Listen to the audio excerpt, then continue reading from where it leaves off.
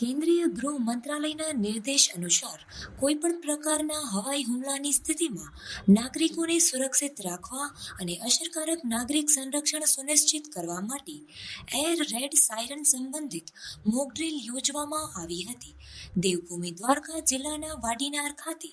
Indian oil કોર્પોરેશનમાં યોજાયેલ mock ડ્રીલમાં air રેડના બનાવમાં બપોરના સમયે જિલ્લા કંટ્રોલ રૂમ ખાતે